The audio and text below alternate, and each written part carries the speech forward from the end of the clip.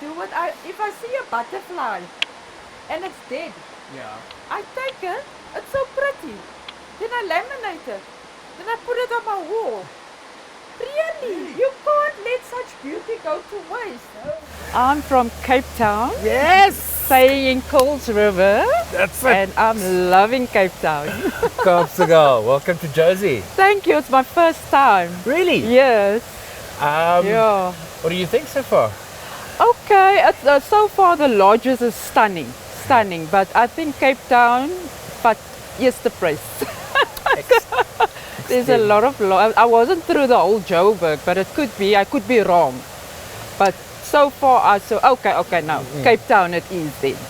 Sorry, Joburg. Tell me, what do you do in what do you do in Cape Town and where? What's your job and what do you do there? I'm at Volkswagen. I'm at West Cape Volkswagen in Kuils River, and I'm an admin clerk. Yeah, so I've been there for 7, going into 8 years, and I'm loving it. I'm loving my job, and I'm loving the people I'm working with, and that is no lie. So tell me, do you have a lot of people contact in your job? Is it about, do you deal with people a lot? In terms of this period of lockdown, did you have to work from home, or do you enjoy working with people? Did you miss it? How did this period affect your work life and your home life? You know, as you can see, I'm a very bubbly person. And if I don't see people, I'm like, oh no, this lockdown made me very sad. Okay, not sad, sad in a way that I couldn't see my friends and my colleagues and my family and the people that I'm normally in contact with.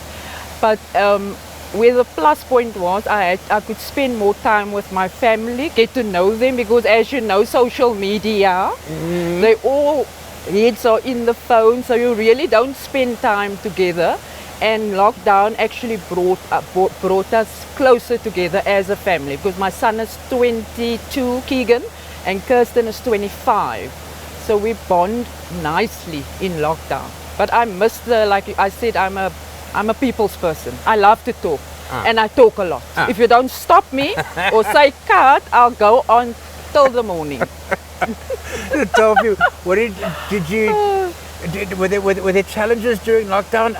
Het jy sigarette gesmokkel? Het jy drank in die tuin gemaak? Wat soort dinge het jy aangemaak? Het jy gebak? Weet jy nie, Terrence, ek het begin brei. Brei? Ek het seker 5 paar pantoffels gebrei. Ek het seker 6 skaafs gemaak. Ek het 2 truie gebrei waar ek verlede week die ander een eers klaar gedoen het. My man sê is al somer en ek is nog besig met die tweede een. So ek het baie gedoen, ek het gebak, brood gebak. En dit was so 'n challenge want niemand kon die gis kry om in die brood te sit nie.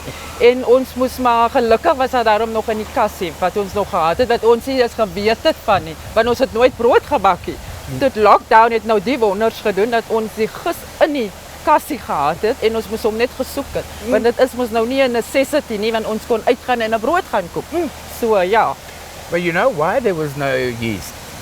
Because everyone was buying it to make beer. booze, exactly. Yes. Oh, pineapple.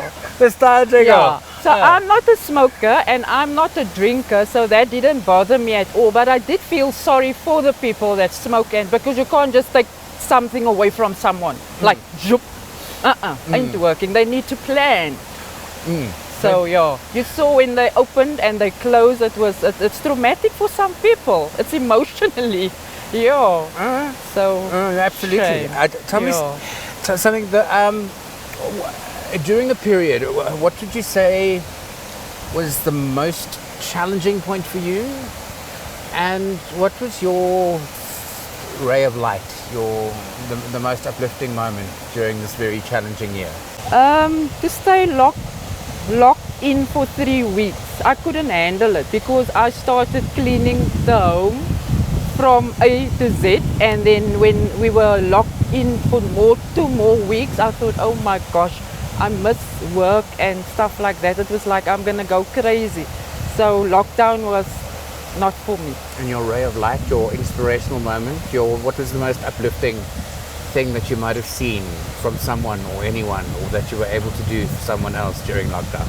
When there was people that still did the feeding schemes, and to be able to donate to them was like a shining moment, because they and the lady that did this feeding was also a cancer survivor, and she gave me that hope and courage that never mind your sickness, there's a light at the end of the tunnel. So that's beautiful. I love that. I want to know what do you think are the challenges and the struggles in your particular region, and should you be awarded the title of Woman of the Year this evening, how could you help in your region in terms of following through what you already do? You know, let me tell you, abused woman is very close to my heart. Mm-hmm. And I know someone that went through abuse, and because she is close to my heart, I started a Facebook page, shattered, wounded, but thank God not broken. And that was just my thing, to encourage the women out there that they're not going through that alone. There is some people that's also struggling through it. And you know, I always got women that approach me and they say, but they're going through this and they're going through that. And I'm also always the one that encourages them. And you know what is heartbroken to know that the men, especially, I don't want to break the men down.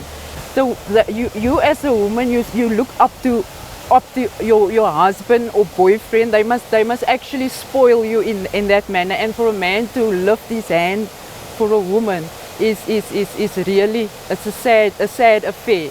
And that is what we must do as women, to uplift each other, not to break each other down, because life is very short. And I always tell at work, don't let anyone take your joy away. I take that to work, because you don't know if you're going to be there tomorrow. There's so much pain, there's so much struggle out there in the world.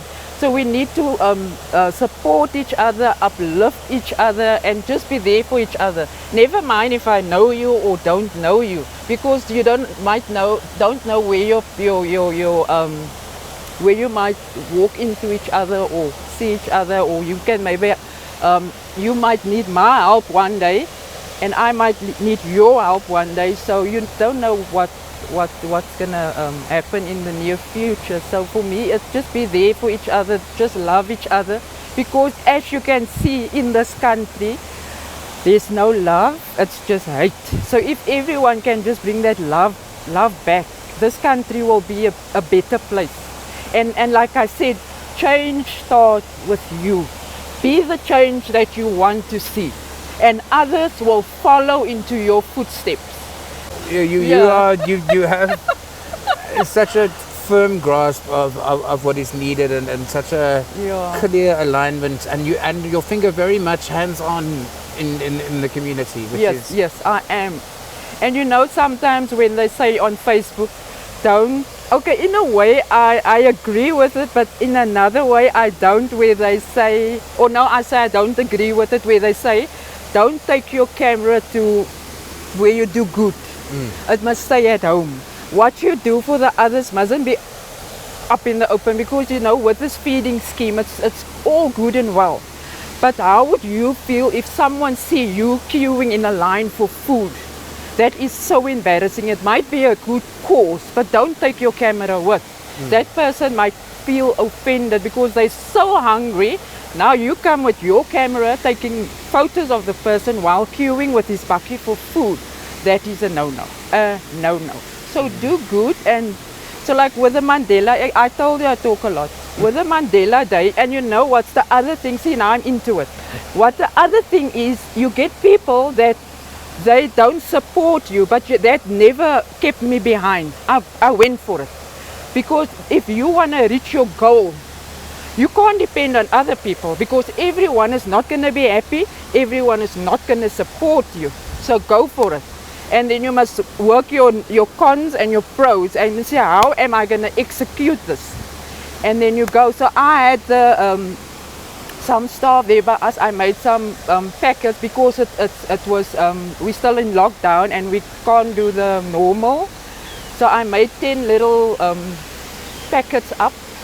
And I thought I'm not going to include the store because they always say I don't have money and I didn't want that. Now I thought, okay, I'm going to do it from my side. And so I went to the shop, I bought bread, cool drink, muffins and a soup pack, and I made little packets and I gave it to the staff there at our engine garage, and they were so happy. And you know, the Monday the lady told me, she said, you know, Mary, I was so hungry and she didn't have food, and when she came to work she got this little packet. And I mean, sometimes you're a blessing to others that you don't even know, because I didn't know she's not going to come without food or she don't have food at home.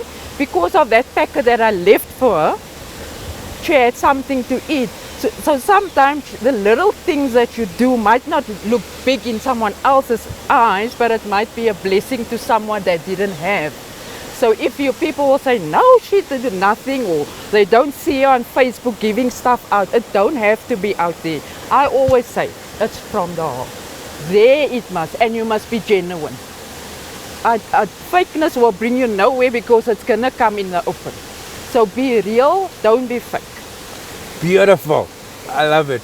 I want to take this formidable, you're a formidable woman. Thank you. But I want to take this formidable woman and take her back in time. And to that a 10-jarige version of you. Can you remember being 10? Being 10. Oh. Yeah, okay. Now, what advice would you, this Mary, have for the 10-year-old Mary today? You know, I would have told that Mary,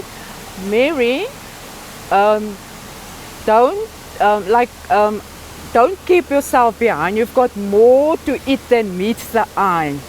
Don't wait for 20 years in retail and decide, oh, now I'm going to get out and do this. Because sometimes you will realize that you are so talented, you've got more, like they say, a gift. You've got I believe everyone's got a gift and you must use it. And if I could tell my 10-year-old Mary is, Mary, you could have come out, because I was so scared. Mary, don't be scared. Come out because you got more to eat than meets the eye. Because if I knew that time what potential I've got and what impact I had on people's life now, I would have started from a younger age. But because I kept myself behind, I missed out a lot. But now I'm catching up for those lost years because I can't get it back. But I'm not going to sit in a hoekie and feel sorry for myself. I'm going to go out there with, I don't know how, like I said, you live each day as if it's your last, because tomorrow is never promised. So then go every day, take and grab what you can, because you don't know if you're going to see tomorrow. So that's why I'm silly, I talk a lot. My husband always say, ooh, jy het sy gaan nou weer die en stop. So I said, no, tomorrow something happened to that person, and then I'm going to say, I could have talked to him, and then he's no more. So if I see you, I will be mad, not mad, I will talk, and then I will tell you, please stop me because I can talk a lot. Thank you, Mary. You are fantastic, my darling. Good luck this evening. Thank you.